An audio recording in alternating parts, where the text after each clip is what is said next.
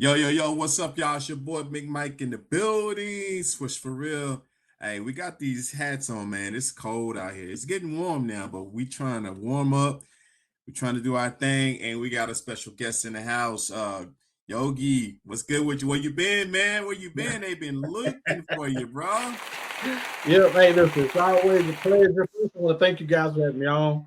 Man, I've been in the city, man, trying to put my feet back on the ground, man. It's been a little slick out there. Facts, man. I've been catching Mental Oh, man. Monday. I've been Thanks, checking man. it out, man. So y'all keep working, man. So I appreciate y'all doing y'all thing right there, trying to give some knowledge to the people, man. So y'all check them out, man, on YouTube and all the other social media platforms. We'll leave that in the link for you guys. And my co-host, Boogie Bob. Boogie How's Bob. things on your side of the planet, man? You know, they say that we got snow, and it's like, no, we got frozen pellets, ice and sleet. And it finally warmed up, but it wasn't melting. And my driveway sloped, so I had to get it's called a sharpshooter or spade. And when I finally got the top of it broke up, I'm not kidding you, it was a good 2.5, almost 3 inches thick. And this is after it probably melted a little bit in the sun. But it was Yeah. yeah, like, okay, I've had enough food inside, time to go out. But it's an incline, and like I just looked at where my tires were and created me a path to get to the street, and then but it's I still got some around the house and on the roof that's melted, but the streets are pretty much clear now. Yeah, that's crazy. I mean, again, it's been what 4 or 5 days with ice and snow. So it is Yeah. what it is, man. Almost a Yeah, whole week. yeah. We finally thawed out yesterday a little bit, and today was the remaining of the thaw. I know, Yogi, you off camera, you said that you went to the Mavs game. It wouldn't happen to be that Charlotte's Hornets game, was it? Well, the crazy thing about it, I went to see Dallas Mavericks in Charlotte, play Charlotte. It was a preseason game before the season started. We the game we went and saw last week was against Utah when they played them on the back to back and they beat them by 20 points, 20 plus points both nights. It won Yeah. on the second night of it. And it was hey, Clay was cooking, man. Clay was cooking. Yeah, he was cooking, man. He was cooking. Now, now, speaking of Charlotte, I know they beat us yesterday, man, by that turnover that we did in the last few seconds of the game.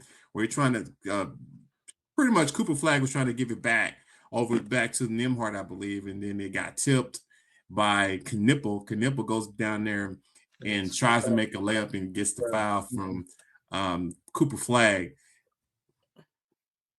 I'm just curious, why didn't Cooper Flag get a ball up? He had two on him. Did he not have? Did you feel like he didn't have time because Clay was popping, and you go like you're going to pass the ball? What jump shot, Clay? Game over. We win.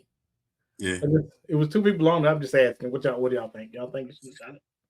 I think he was trying to really get to that 50 mark as a rookie. I mean, Somebody else said the same thing. Somebody else did the same thing. Somebody else did the same thing. because he was hot. I mean, He was hot. you hit Yeah. threes. He was going to the paint. He was dunking. He was everything that you can imagine we wanted as far as what we replaced with Luka. But as far as Charlotte goes, do you think like what they got now, can they make the playoffs with that squad they have? Hey man, listen to me. When Charlotte came to Dallas, LaMelo Ball is a bucket. This guy was pulling people out, putting them in that mixer, man, and doing them, dude, from anywhere on the court, dude. Dude, I'm telling you, scary team. Scary team. And the reason why they're so scary is because you don't have any expectation of them doing anything. Oh, that's just Charlotte. That's just Charlotte. This is not the same old Charlotte basketball team. Miller can stroke the ball, and the guy last night, what was his name? Nipple. Can shoot the ball. They got shooters, man. They got guys that can put the ball in the hole. I'm not sure if they can hold up defensively, but they got guys. When they need a bucket, they got guys that go to get buckets, man. Yeah, Moise Diaby. I can't pronounce his last name. The center for them, he was Yeah. really good last night too, as far as defending the paint. And I mean, they was out without Grant Williams rather, who's really a good defender, and he's gone to. And is he in Orlando now? No, he's Uh, still with Charlotte. Him and Josh Green are both still with Charlotte. Nice. They got a squad. So anything they could add to make them even better, Yogi? What could they add to that squad as far as Charlotte goes? I think if you could find a wily veteran that's on his down years, that as far as specifics, I'm not sure. I'm not sure. Somebody like I hate to throw his name out because he's always done. He's not much, but uh, playoff. What they call it, playoff P. Paul George. If you could throw just a wily veteran in with those guys, that's all they miss because they have the talent to be a really scary and formidable basketball team, man. Dude, that when I tell you Lamar Ball is a bucket, that guy, and it's funny because he takes nights off where he don't look like it, but that dude Lamar Ball, when he wants to, he can play. And it's just, and again, I think it's just a matter of getting the right guy in that can motivate guys to want to be great every night and not just Yeah. some. Yeah, LaMelo is pretty deep though, where his bag goes. What are your thoughts on Knipple, man? Because Knipple as a Hey, rookie has been showing up. I did not, that guy, I didn't notice, I didn't even know, because when I saw him earlier, he didn't play. He didn't play much, or he didn't play as well as he played last night. Oh, he was, like I said, Knipple played out of his mind last night, and Miller is a bucket as well. The young team, they scrappy. Hey man, the East need to look out because if they sneak in the playoffs, they may be able to win a round or two. So now let me ask you this last question. If you had like thinking back when the Mavs went to the championship, faced off against the Boston Celtics, who would have been better served for the Dallas Mavericks? Bridges or uh, um, our guy we got now? Klay Thompson, Yeah, Klay not Thompson, Clay Thompson. CJ, Najee. J.R. Washington, Najee. J.R. No, Not not Najee, but PJ Washington. PJ Yeah, Washington. PJ Washington. Yeah, who would you rather have, Miles Bridges or PJ Washington? Man, Miles is it just depends, man, because I don't think PJ, and it's no disrespect to PJ, I think PJ is a really good player, but the bigger the game, the more he shrinks. And I think you have a guy like Bridges that can play on both ends.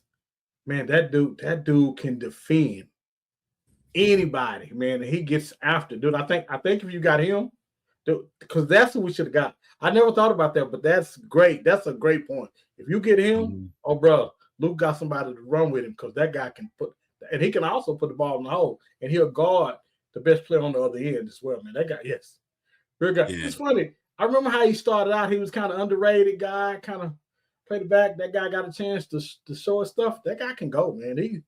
He can go.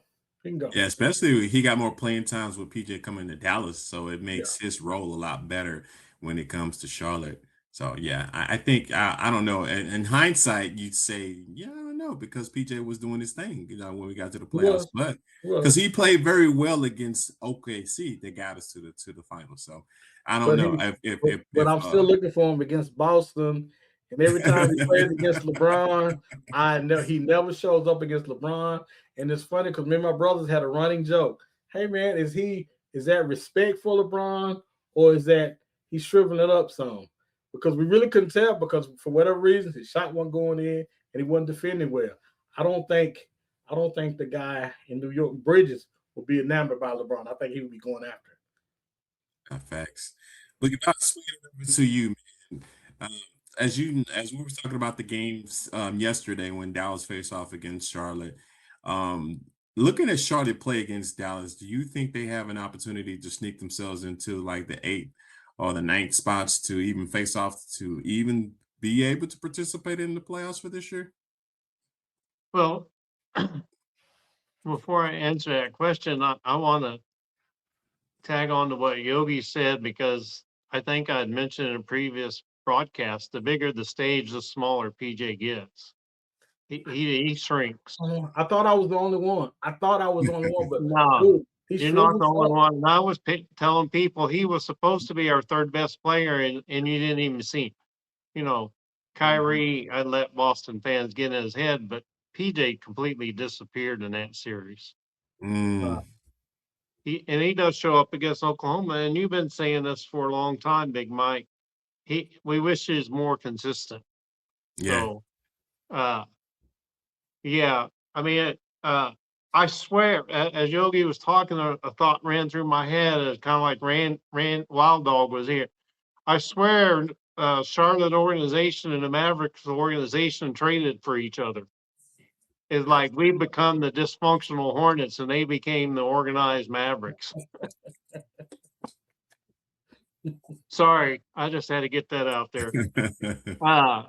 And you've been saying this, I think, since the first year we started this podcast. You've been talking about LaMelo Ball and how you liked him if he Hmm. could just stay healthy.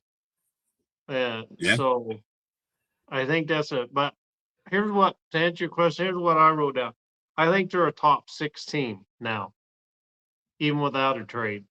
Because they won, what, 6 in a row now or 5 in a row?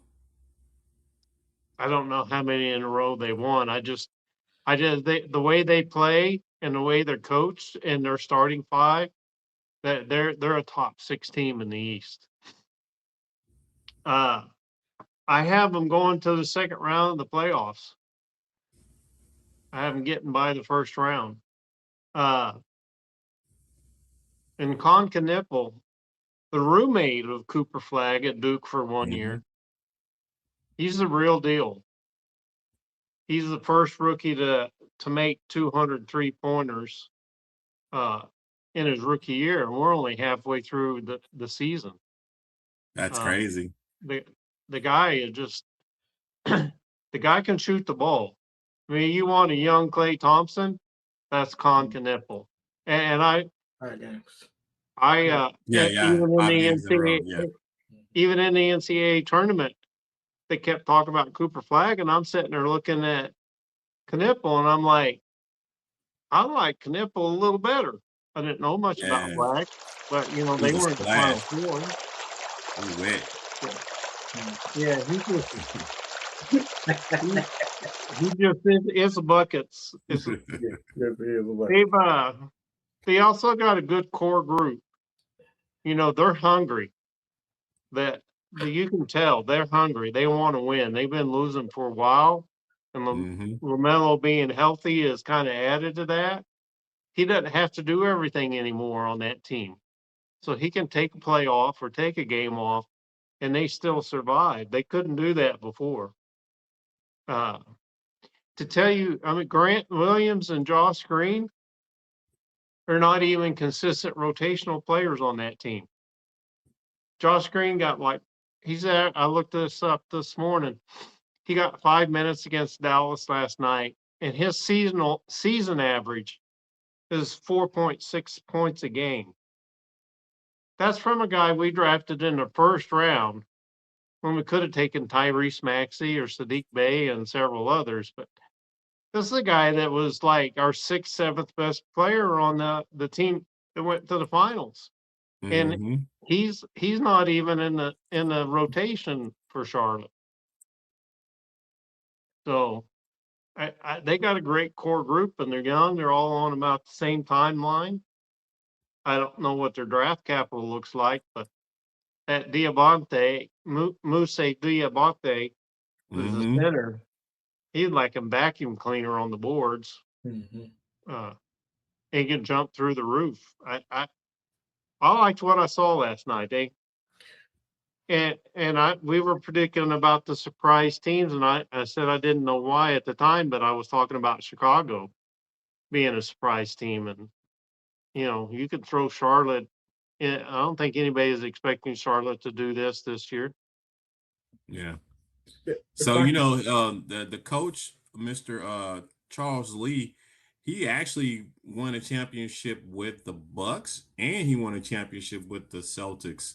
So, what are your thoughts on him as a coach? Do you think he has what it takes to take them to. I mean, basically, he's pushing them forward, but can he get them past this first round in the playoffs? I think he'll get past the first round. Uh, I don't know much about him as a coach as far as X and O's, but the other part of the job of a coach is to motivate your players. Mm-hmm. It's not just X's and O's. That's why you got a offensive coordinator, so to speak, and a defensive coordinator on your staff. Uh, you can tell that they like playing for him. I mean, they're five guys connected on a string on defense, and they getting out running. You know, so from what I saw last night, they looked like a very well coached team. They're Yeah, very motivated. I agree with that because I think what he's bringing to the table as far as a coach, man, and it's just something that you haven't seen in a while since like Udoka. I mean, he kind of reminds me of that. I mean, he gives you that spirit, he gives you that energy, he gives you everything you need for us getting your teams motivated. Only other coach I would say. Jamal Mosley is another coach just like that. Yeah. And I would think, you know, I'm a big Jason Kidd fan, and my favorite coach out of all coaches I've ever watched coach is Rick Carlisle. So he's not at Rick Carlisle level yet as far as Charles Lee, but he's on his way. He's not He's too far a behind. different kind of coach. Carlisle is if you can do one thing really, really well, he'll find a place and design a system that uses your one skill and hides everything else. Yeah, fact. And he was kind of like a Jimmy Johnson when it came to motivation, and that wears out after a while, especially with today's younger players and superstars. Yeah. But I was thinking of Udoka when also Missoula that replaced him in Boston is In kind of Boston, that yeah. same way. And Dagno is kind of that way in Oklahoma City. If I can say something, can I jump in? Can I say something? Yeah, jump in. You're trying to change the mentality of a team who's never done anything, who's never really done anything. So for that team to be acting like they care about winning is really, really good that's a big step for that team. So if they can make the playoffs, that'll do wonders for the team because again, the reason why I believe the reason why the high picks aren't doing anything for them because they get high picks every year. And they just continue to do it until someone comes in and change the mentality and say, hey, like almost like Jimmy, hey, losing, and everybody who wants to be a part of losing, stand over here and let me find out who I can play with. So I think I think it's important that they care about winning, man. I mean, dude, because they've been in basketball purgatory for so many years, man. You know what I'm saying? Hey, we're seeing Charlotte. You keep on with the city Charlotte. We're gonna see Charlotte. You know, just crazy. So I got I a know two-part Derek question. Harper didn't say this, but I'll use a paraphrase of him. Like, you go to Charlotte. He actually said you go to Utah, but you know, the players are playing for a paycheck there for so many years. You know, Yeah. some would ball, some wouldn't, some would you know, but yeah, they've had several years to accumulate talent. And So so it's just time. They got the right guy to organize that time. You know, they got the ingredients for the cookie, and the guy is there to bake it and make a good cookie is there. So I have a two-part question, one for you, Yogi, and one for you, Boogie Bow. And I'm gonna start with you first, Yogi. And we're gonna say if Charlotte had to because what was the reasoning they had to start Knipple, and starting Knipple has changed the trajectory of the team so far. What are your thoughts on that change, and why did it impact him so well? Because he's a rookie, keeping that in mind. Well, I think, and I'm not sure why they started him, if it was because of injury or because they had to, or they were getting inconsistent. The players before him was inconsistent. But I know this. I know a lot of times, you know, the coaches are kind of hard on rookies because you're trying to figure out what motivates them, what makes them play, how to be hard on them, when to be hard on them, and what they can take and what they can't take. And it's right around the time of the year that you just got off the rookie wall. You just got through hitting the rookie wall. So now you're getting your legs back under you, and now your shots are going down. And dude, and boy,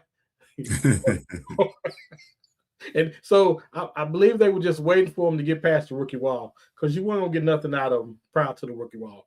Once he hit that, now he's back in the lineup, and man, he looks wow. That team looks like because think about this: on any given night, you got 2 or 3 guys that can light the scoreboard up for you, and there's nothing like being like Boogie Bob said about Melo.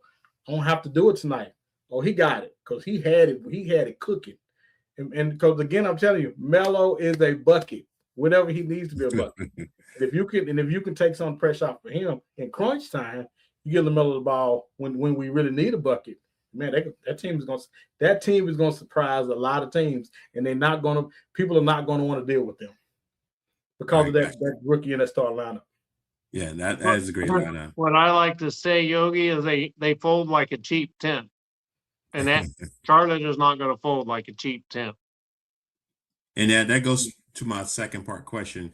Do you think the coach that they have in place, Boogie Bob, he's going to, how far? I mean, I know you said that someone said that they will basically get past the first round. Yeah, can he keep this up next year as far as what he's doing with this team, Boogie Bob? Is he that coach that can push him forward? I'll go back to when we coached. When you win something, especially after you've lost for quite a while, when you win something, you can lose that edge, you can lose the hunger, and it doesn't matter what the coach does, they don't practice as hard, they think they can just do it again. They just flip the switch. So that's the hardest thing for that coach is once they sniff some success, is do they continue to work hard or do they just kind of sit back and go, hey, we did it last year? So that's where that's where you'll see his true motivation come in is every team has transition internal change in personnel, change in players.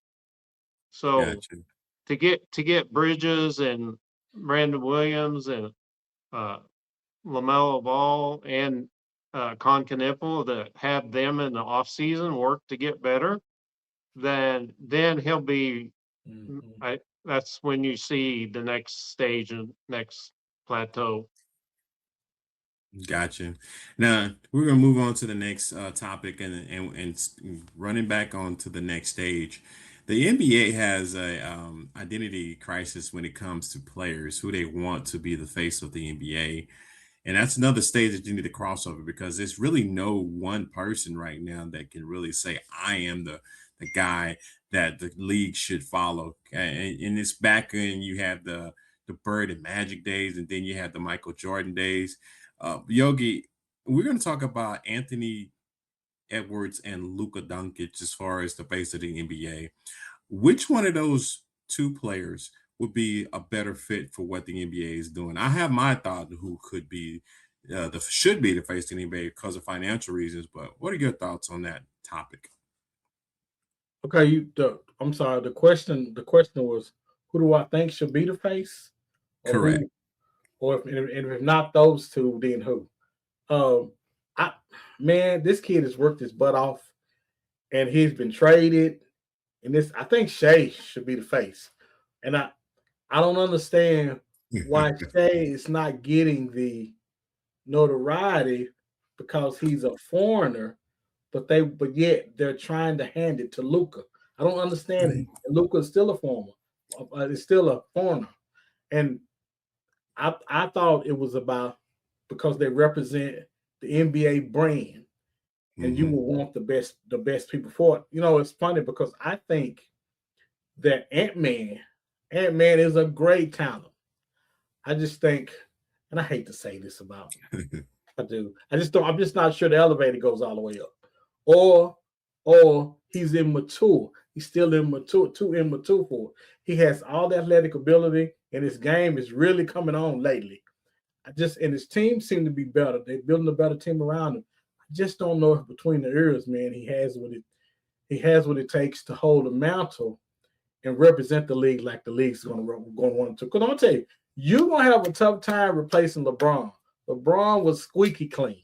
You're going to have a difficult time and in and out of court with baby mamas. It's not a good look.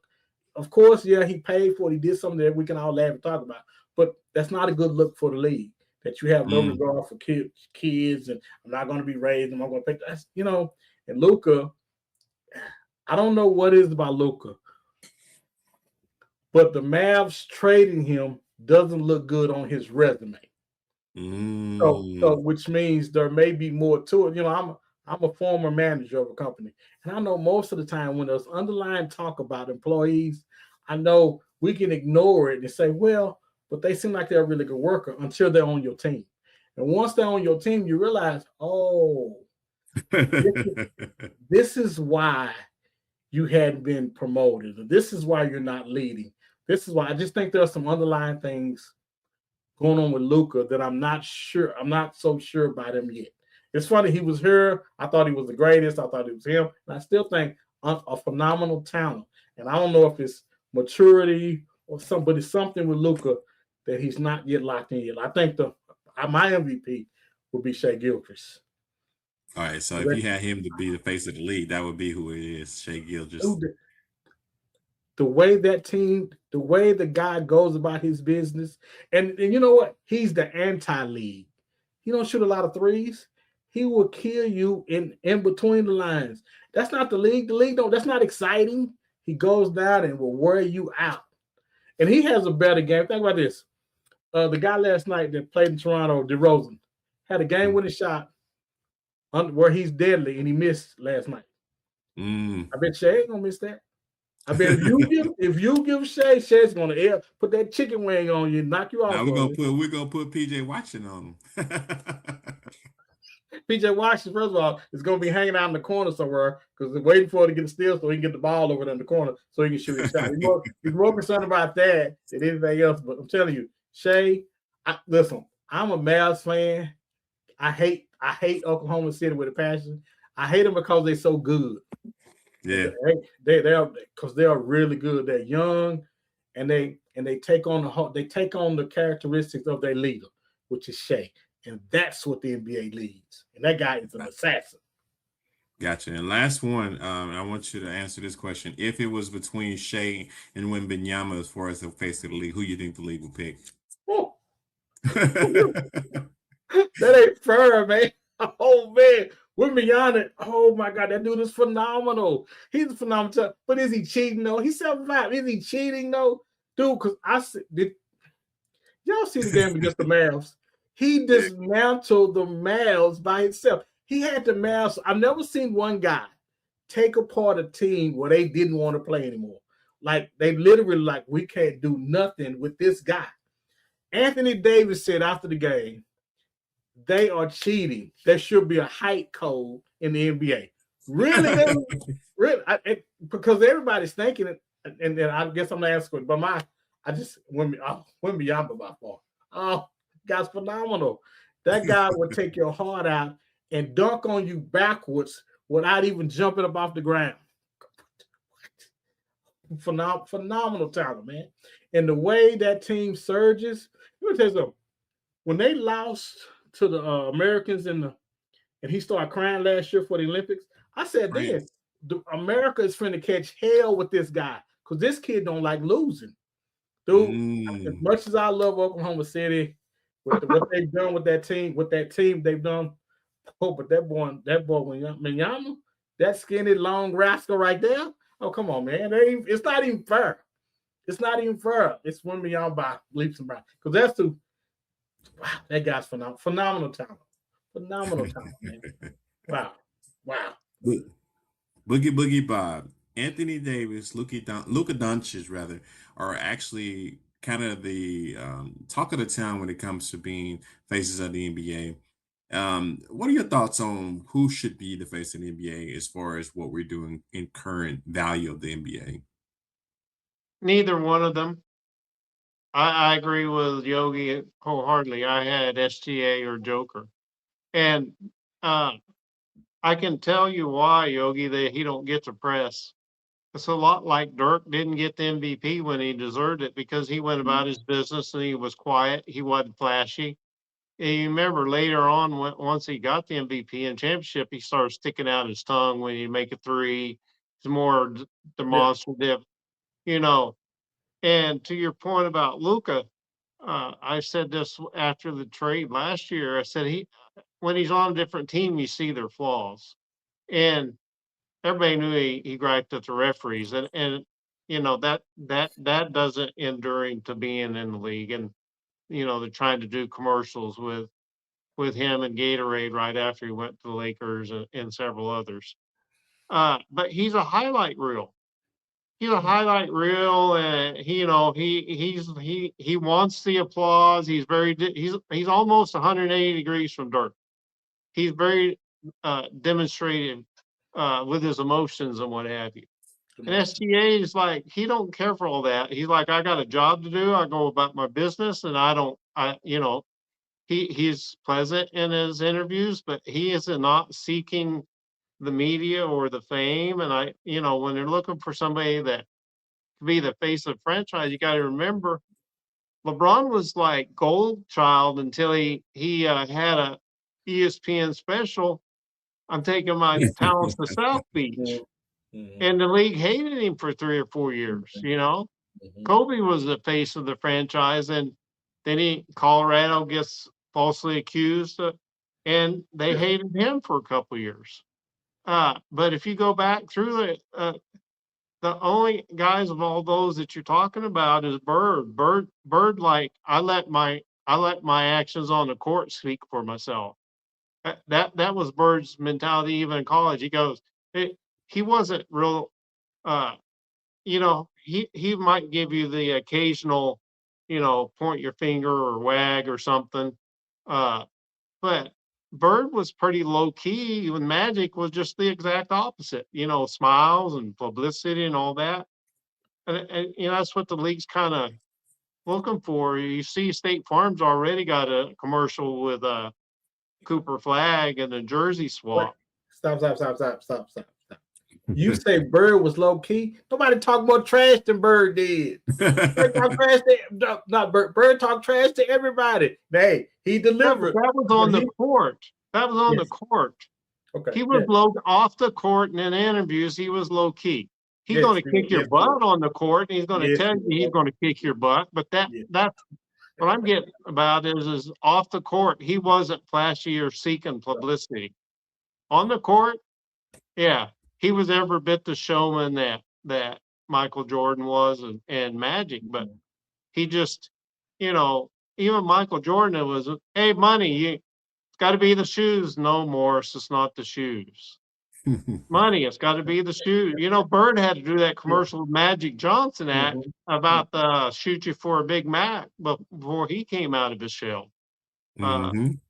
Off the glass, off the roof, off the old lady's wig, nothing in that.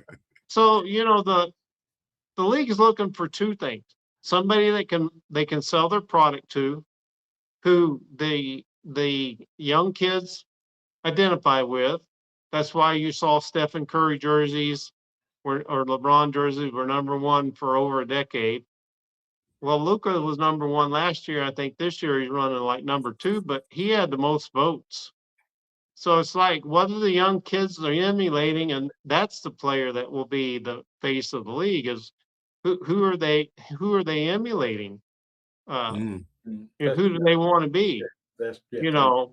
I want to be like Mike was a saying back then. So it's like the NBA is a marketing machine. So what they're really looking is somebody they can market. And there's too many warts to what Yoggi was saying. There's too many warts. And I used to ask, it's like, why did they hire somebody from the outside when somebody on the inside was more qualified? And one of the vice presidents told me, he says, that's because the guy on the outside, you don't know what his warts are.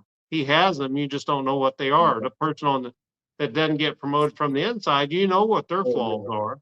Exactly. So, that's where, and to me, if you're looking at SGA versus Wemby, I got to ask myself, well, which one's going to last longer? Because Wemby, to me, is just a improved version of Ralph Sampson.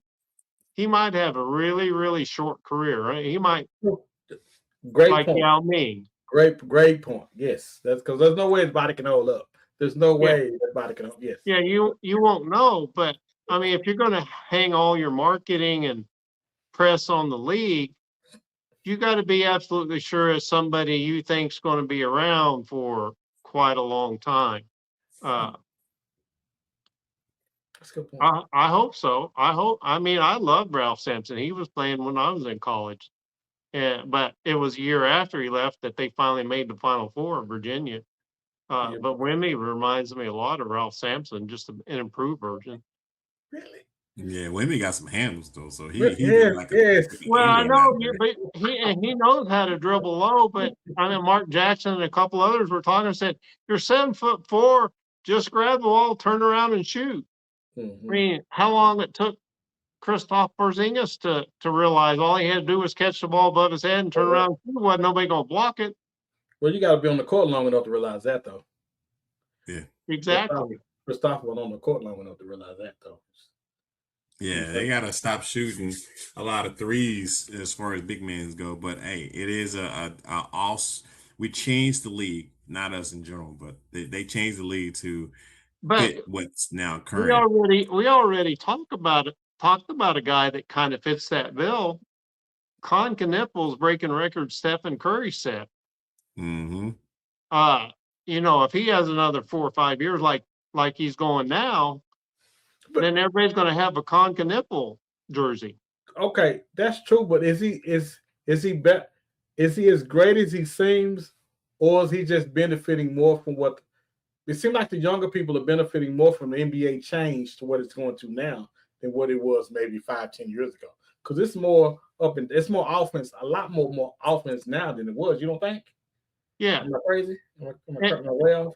And he's more like Klay Thompson than he is Stephen Curry. But and Big Mike, you probably, what is the first thing when you get your team together? The first thing they want to do is shoot. They're not interested in a dribbling drill or a passing drill. They want to shoot.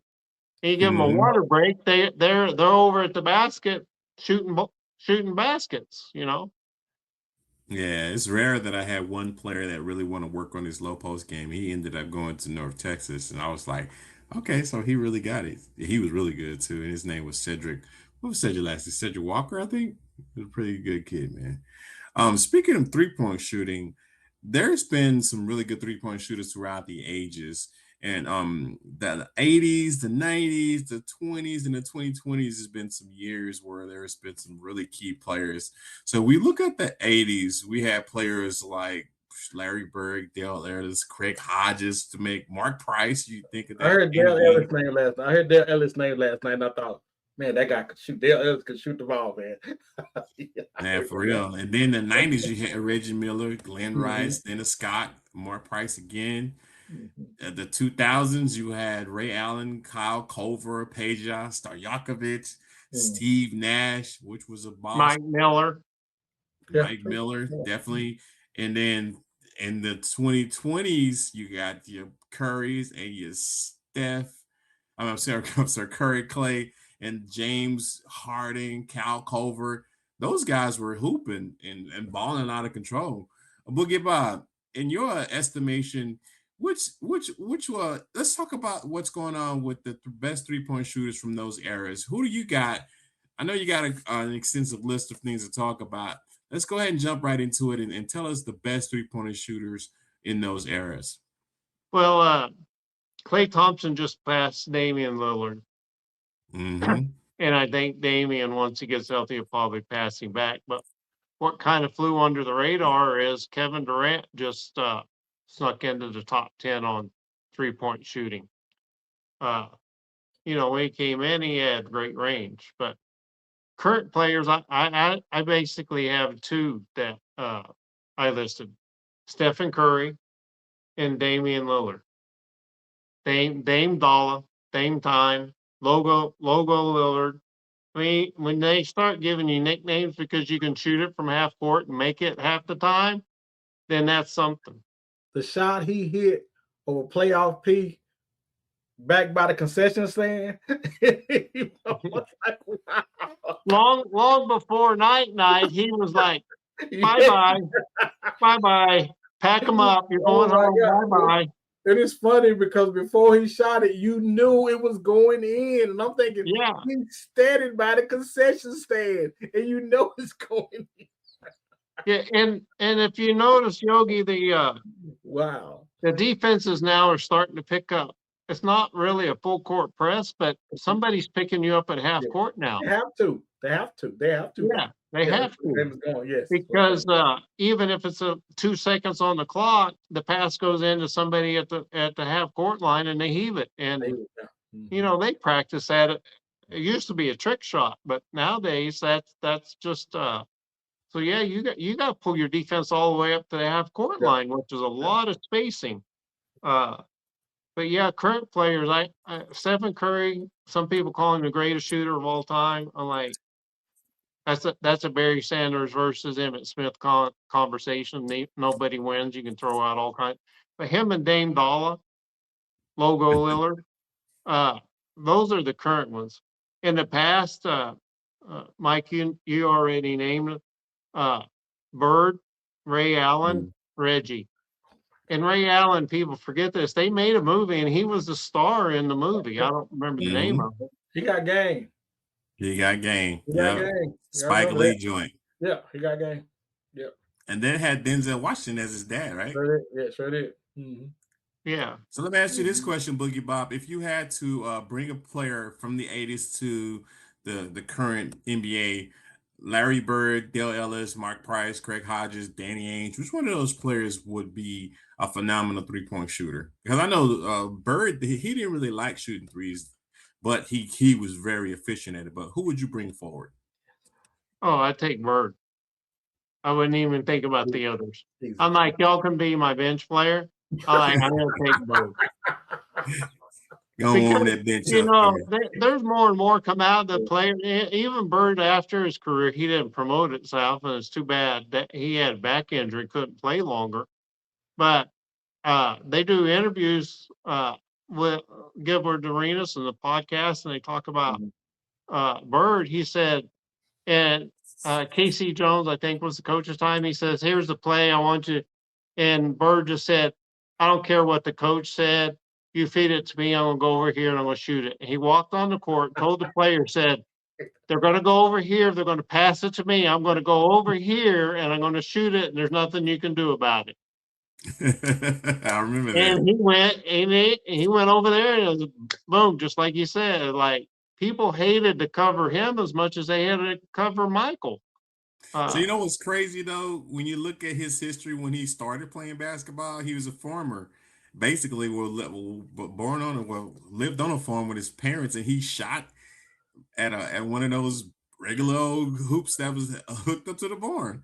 Magic went and visited him one time, and his mom invited him in for dinner and all. Magic said he had a new appreciation after he saw how hard Bird worked. But you know, I was in college when Bird played, and they had the famous 1978 Michigan versus Indiana State. He was known as the Hick from French Lick. Yep. Now, Mr. Yogi, what are your thoughts on as far as the best players from the past to the present? And if you had to choose who's really good now, we already know who it is, Steph Curry. But you know, like what Boogie Bob said, is a player who passed Damian Lillard for that spot. Klay Thompson. Looking back, who would you bring forward in the 80s? Who would you bring forward from the 90s? And who would you bring forward from the 2010s? I would have to agree. Let me say this. There were a lot of great shooters, three-point shooters. I remember the one guy who he said he came to the gym the night before. I think it's with the Knicks, and he turned the light. He shot with the lights off, and the next thing he said, so he turned them on the next day during the game, and he had like 55. And he said trying to remember who the guy was. But it come to it. But I'm saying all that to say there were a bunch over the years. There have been some really great three-point shooters. But man, I tell you, clutch. Before they were keeping up with clutch points, there was nobody. We don't put enough respect on his name. He's going to have to do a Birdman when he walks up in the league and say, "Hey, I ain't going to say it no more. Put some respect on my name. When you call my name, I want respect on it." Larry Dennis Bird, that man deserves respect. There was nobody more. There was nobody in history of the league could tell you what they were going to do. And wait, and they called a foul on something else, and he said, "That's okay. I'll go do it again," and would do it again. Dude, when I tell you, man, that we don't put enough respect on that guy was phenomenal. I just remember Charles Barkley chasing him off of screens. Charles was behind him. No, you're not getting shot. He ran up around. Bird grabbed the ball and Barkley dived out of it, and he stepped back and looked at it, man. It was, I mean, dude, I'm talking about a marksman. That guy, we don't put him, it's amazing. Because if he played now doing social media, he will be everywhere. He will be all over Billboard. He will be everywhere, dude. If he came and played today, that guy he was phenomenal. And wasn't he 6'10"? I thought he was 6'7". 6'7"? He might have been 6'. No, he was closer to 6'10", 6'9", 6'10", who you believe. But I mean, because they didn't talk about the 7-footer shooting it, but he was Mikhail was a couple inches taller. That's why he played small forward. Yeah, he was 6'9". I was close. Yeah. He was a killer. He was a killer. However tall he was a killer, man. Oh my God. So for the 1990s era, Mahmoud Abdul-Rauf, what are your thoughts on him? Chris Jackson, yeah. Dude, phenomenal. And you know what? It's funny. Oftentimes the greatest people at those positions don't play basketball, or they don't play basketball long enough to tear the record books up. Mahmoud Abdul-Rauf could have tore the record books up. You know, he was playing in 3-on-3 a couple of years ago and was still doing the same thing he was doing there in the league. Dude, that dude, if he hadn't allowed his religious beliefs to get in the way of his money, he would have told him. But let me say this. I'm not sure if we would have known. We still would have known how great it was because he was in Denver at the time, I believe. And I don't know if Denver was one of the That's when Dale also playing in Denver at the same time, wasn't he? Yeah, I don't know if he would have got his due. But boy, that guy could. Yeah, because he was Steph Curry before Steph Curry, because he would run off any screen and get that wide open shot.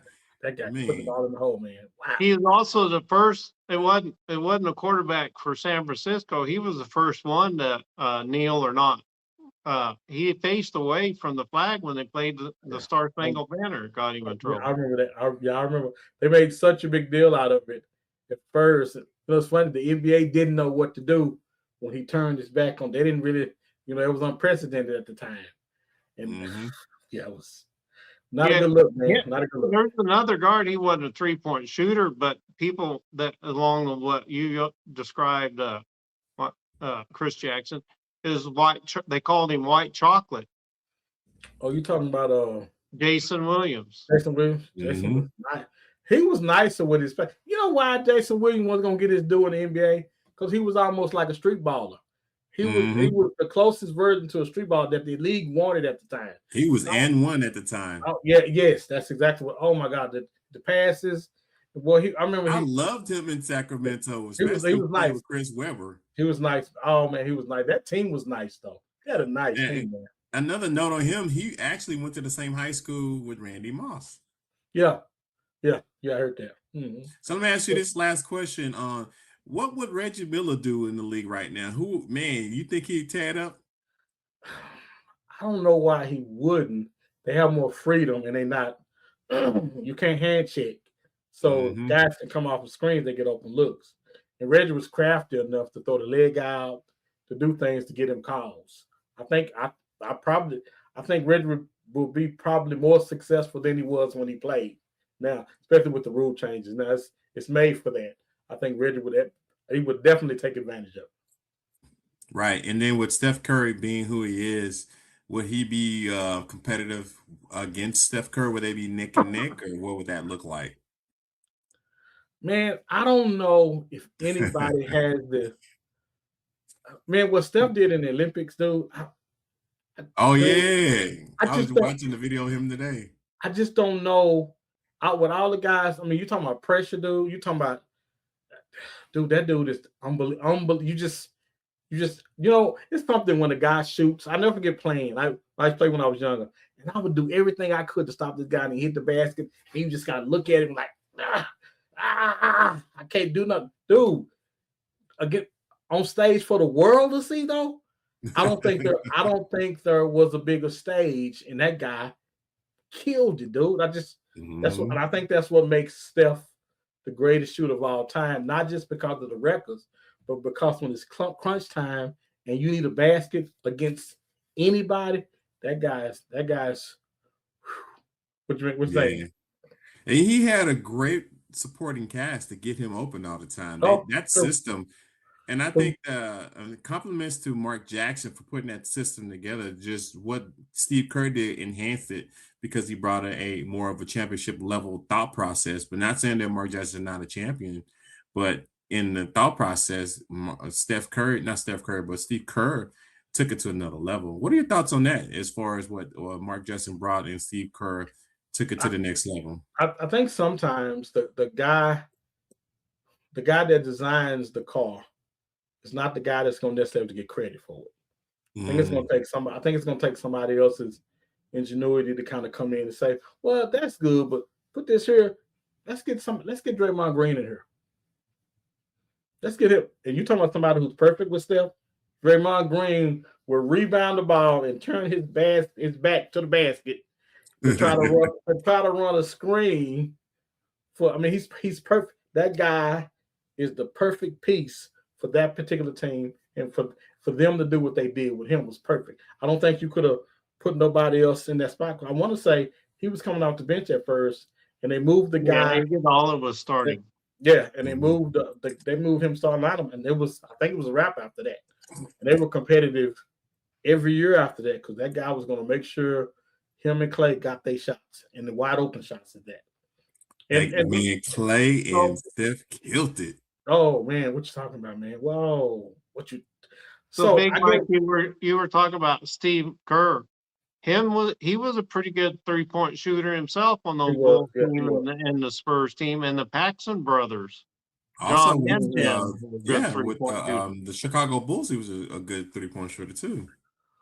My wife, I gave my wife tickets to a Maverick game that I couldn't go to, and it was Golden State.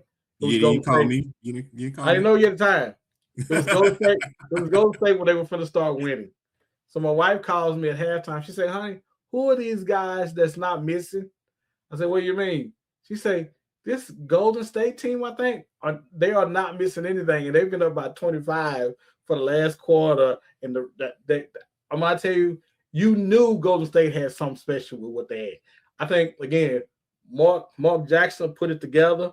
But Steve Kerr came in and perfected that thing, man. I think Mark Jackson should have got a trophy as well, but it don't work like that because he put that thing together. And I think had those guys believing in what they were doing, boy, when they got Kerr, that thing hit the stratosphere when they got Kerr, man. Man, real talk. They did very well afterwards. I don't know if Mark would have took him to the championship, but it's not an impossibility. What you got, Boogie? So Yoggi. This is just Maverick Central. If you had to pick between one of these two players as a 3-point shooter for the Mavericks, okay, would you rather have Nick Van Exel or Jason Terry? That is a great question, man. It's funny because they were talking about the other day. They said whether or not Jason Terry jerseys should be retired. But dude, and I think Jason Terry was vital to the championship. But Nick, the quick, brought that swagger. He brought the intensity to the Mavericks that they wasn't going to win a championship without. He kind of changed things for them where they were a little more. They wasn't. And what's his name? Cedric Sabalas. Not Cedric Sabalas, but that guy from where he was from. His last name was an S. I can't remember. It was S. Yeah, his name. He was really good. What position did he play? He played small forward shooting guard. Stackhouse. Oh, and Stackhouse. Yeah. Yes, you're right. You can't take Nick without Stack because both of them gave the team a toughness that the Mavs never really had before those guys. Think about it. They were a finesse basketball team for Nick. But I don't think as much as I can talk about those guys, man, because they were really good. But yeah, Jason Terry, his jersey need to go up in the Raptors, man. He was great. He was great. He was just what Dirk needed, man. He was a perfect Robin. He didn't ask for the ball too much. He played his role. He knew what his role was, just And like he that killed championship LeBron. team, to make LeBron chase him. LeBron, you come run all around this court with me. Why Dirk? And then I'm gonna hit my shot. Oh, dude, Terry was Terry lit the league up. He hit that shot right in his face. Oh man, he hit a bunch of shots, and he told LeBron. LeBron said something like, "Yeah, you can't guard me," and Terry like, "I can't guard you, but you got to chase me around. We're gonna see what you looking like after you get to chase me around." And he chased him around, and Terry got a shot. Terry was great for that team. Terry was just what that team needed, man. And I think a marriage would have been more perfect with anybody else besides Jason Terry at that time, because he was what they needed and we were what he needed. Facts. Speaking of guards, man, our last conversation, we're going to talk about one of the guards who just had his jersey retired in Chicago. Deservingly so. He needed that jersey. Yeah, man. I sorely hate that his career ended so early. I mean, he didn't really end early, but he didn't have the productive career that we thought he would. And we're talking about the guy, Mr. Derrick Rose. Boogie Bob, I know you have a lot to talk about in regards to Mr. Derrick Rose. Kind of give us your thoughts on him, and we're just going to do a deep dive into the career of Mr. Derrick Rose. I'm going to try to leave some meat on the bone for you, Yogi D. Take your time, man. I'm going to start off with he played at Memphis. Most people don't know that he played at Memphis. He came out early. And if I remember right, Calipari was the coach at the time. Chicago drafted him, but some may not know he actually was born. So he's from Chicago. He was born in Chicago. And like you said, his number was just retired, just like Mark McGuire was last night. But in his hometown, and Chicago's got a long list of former players, current players, playground. Zeke, Isaiah Thomas came from there. Mark McGuire came from there. So for Derrick Rose to end up playing in his hometown, they talk about LeBron being able to play in Cleveland, but Derrick Rose being able to play in Chicago was every bit as important. The knee injury, that wrecked his game. Yeah. Even at 70%, he was still pretty darn good. He just wasn't the Derrick Rose that we all knew. And I'll give you this. Memphis, he played pretty good. In 2010 and 11, they took Miami Heat to 7 games in the Eastern Conference Finals. Derrick Rose was the primary guy with Joakim Noah, and Jimmy Butler was on that team. But Derrick Rose, that's one game. And the Mavericks would have been playing Chicago for a ring instead of the Miami Heat. So that's how close they were to get to the finals. So I always bring the stats. His career stats: 17.4 points a game, 3.2 rebounds a game, 5.2 assists. He played 15 seasons, and his total earnings was $167 million. $167 million. That's like a rookie contract now, for a 2-year extension. He made $10 million more than I did. Yeah. Wow. He was Rookie of the Year in 2008-9. He was the MVP in 2010-11. He only made the All-NBA team one time, but he was NBA first team. He got 3 times he got MVP voting shares. He was only a 3-time All-Star. But here's the one that stuck out when I found out. 3 times he got voting shares for Man of the Year. Man of the Year. Is that an award? I didn't know that. Yeah. I mean, the ESPYs give one out, but the NBA gives a Man of the Year award, community service, helping. Got it. And help building basketball courts, helping the impoverished, helping the poor, above and beyond what NBA cares at. But 3 times he got voting shares for Man of the Year. So that tells you he wasn't just in it for the fame or the money. He was actually trying to do good. I don't know what specifically he did, but you don't get voting shares for that without donating time, money, dollars, or something. Facts. Derrick Rose was one of those amazing players that I enjoyed. One thing I liked about him, he reminded me. I wasn't probably not as prolific a dunker as he was, but that dude, he would. You better not jump with him, standing at the height he was. I mean, I'm 6'2.5". He had to have been like the same height as me. So his height, his ability to jump over somebody was phenomenal, man. Almost Vince Carter-esque, not as quite, but he was getting there. Well, him and John Wall, there are 2 things they used to talk about, and it's called field of view. Like some players, their field of view is about like this, so that's about all the more they can see on the court. But John Wall and Derrick Rose, their field of view was almost completely to the side. If you were in front of them, they could see you if they were here or if they were up here. Their field of view was so that meant he could make a lot of passes that other NBA point guards didn't see. Yeah. Yogi, And when he you could had dunk. oh yeah, absolutely. When you had an opportunity to watch not John Wall, I'm sorry, now Boogie got me thinking about John Wall, Derrick Rose, what were your thoughts? I mean, I'm glad they retired his jersey and did all that for him in Chicago. Even he got a few calls and some announcements from Michael Jordan. But what are your thoughts of the career of this young man? Well, my take is a little different. It's the same, but it's different. You know what I remember most about Derrick Rose is phenomenal.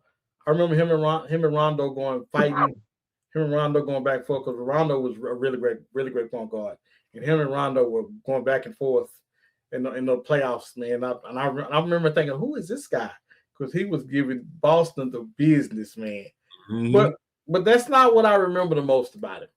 I remember the most about, I think when it was the All-Star game and LeBron was with his team and Rose was on the team with him. And I remember LeBron, they was bringing him out. And so LeBron and went up and everybody, they dancing, they have a good time. And Rose is just kind of standing up there. He was like a fish out of water. Mm-hmm. He looked so, what's the word, out of place. Like, this is not who I am. You guys are doing something that I've never done. He looked so, it was to me, it showed a side of him that it showed who he really was. He cared way more about what he was doing on the court and what he was doing outside in the community than he did about being flashy and dancing all that, because that's not who he was. There was another time I remember he said, I remember when he talked about coming out. I believe he had to come out because I'm pretty sure they needed the money. And he got his first extension and he said, they asked him, Derrick, which I don't know why they would do this. Derrick, what'd you feel about your extension? He said, oh man, I don't know. It was a lot of zeros. And he had moments to where you saw the real person behind the athlete he was, because he was a phenomenal athlete, man. And I think Derrick Rose would have probably been able to win championships if it had to been for LeBron. I think LeBron was standing in the way. LeBron and that Boston team was standing in the way of him winning. Because that Boston team, oh man, when they got Rondo, they were really good when they got Rondo. And LeBron was there, but again, phenomenal player. And I think it's the tip of the iceberg for his jersey to be retired, because normally those aren't the type of guys we recognize. Mm-hmm. We recognize the loud guys, the guys that was on SportsCenter all the time. We don't recognize good guys, good, clean, wholesome guys. Now, I don't know anything about him. I know he was never in the news. I know I never heard about a bunch of baby mamas. I never heard about none of that. He seemed like ultimately he was the perfect candidate to have for the league to hitch his wagon to at the time. And his jersey definitely deserved to be up in the rafters. So phenomenal, everything about him. Let me ask you this question though. X out Chicago Bulls as far as who he played for. if you can remember, if you just jog your memory one time, which team he had a decent career with besides the Chicago I Bulls? thought he was decent with Memphis. I thought for what Memphis needed him to do, I thought he was perfect. I thought, he wasn't a. I want to say I hope this Memphis, but I want to say he was coming off the bench, and he steadied the team. He scored when he needed. He passed when he needed. It's like I'm not the player I used to be. So now I have to adjust my game, and it was a perfect way to see him adjust his game. He wasn't a high flyer that he was before, but he had a nice, solid game, and it was what the team. He was exactly what the team needed. His career in Memphis was good. I thought it was a great career because he was exactly what the doctor ordered. You He know, was Yeah, good. He's good with the New York Knicks as well. yeah, yeah, I was gonna say yeah, he played pretty yeah. He well was with the good. Yes, Knicks. yeah. And from the Knicks, he went to the Cavs. From the Cavs, he went to the Timberwolves. And from the Timberwolves, he went to the Pistons. And from the Pistons, he went back to New York. And then from New York, he went to the Grizzlies. So I think more so me, I remember him, two teams in my mind come is the Knicks and Mm. Bulls that he had some really good seasons because he went to the Knicks twice. I think he should have ended his career with the It Bulls. was What are your Knicks. I thoughts? thought I thought he played Knicks because he was playing for Tibbs, wasn't he? With the Knicks, wasn't Yep. Yeah, because that was he? he played a total of 4 years with the Knicks, despite him playing 8 years with Chicago. So he could have been He was more of good. a Knicks than Yeah, a Nick than a yeah. Bull. He was solid. He was solid with the Knicks too, man. He was very good with the Knicks. Yeah, Yeah, the league the league didn't miss with that when they retired the jersey. Actually, you're right. The Knicks probably should do the same thing for him. yeah, So because he was Yogi, good. if there was a Derrick Rose right now, a Derrick Rose type, not just player but personality, Hmm. Okay. and the way he went about it, would he be a candidate for the face of the franchise, NBA? It depends. Well, of course, it depends, but it just depends on what team he was on. If he was on, if he was on one of the bigger market teams, I think if he was on Chicago right now Yeah, doing what he was doing, I think he would be because those type of players, man, don't have to. And maybe this is a testament to the league. Those type of players don't have to toot their own horn. They don't have to be on Sports Center every night. You're gonna be looking at the stat sheet every night, and when that guy comes to your arena, true people that know basketball are going to be looking to see him play because he's going to bring it every night. He's going yeah. he came from nothing, so he didn't take basketball for granted, and he played like it. Yes, yes.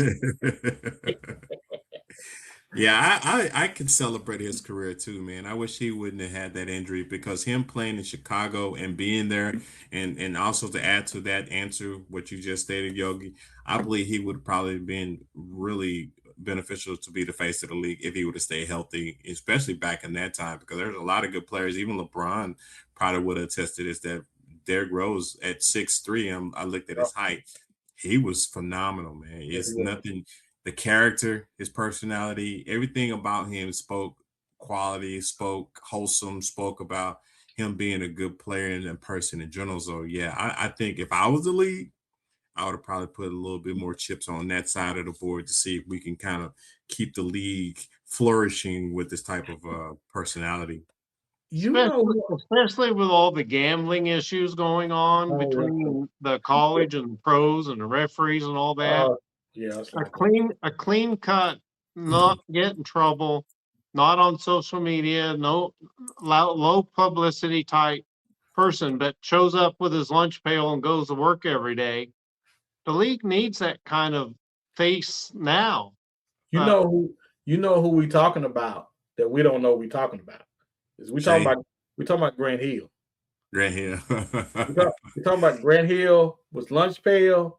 He was gonna bring it every night, and you had to plan for him because he was gonna put you in that crossover and dunk on you. Grant Hill was nice and he wasn't flashy, but you respected. You had mad love for his game. And if he hadn't had surgery on the knees like that, Grant would have been. That's a good mirror. That makes totally sense because you think about Grant Hill, his dad was who? A cowboy. A cowboy. Yeah. Mm-hmm.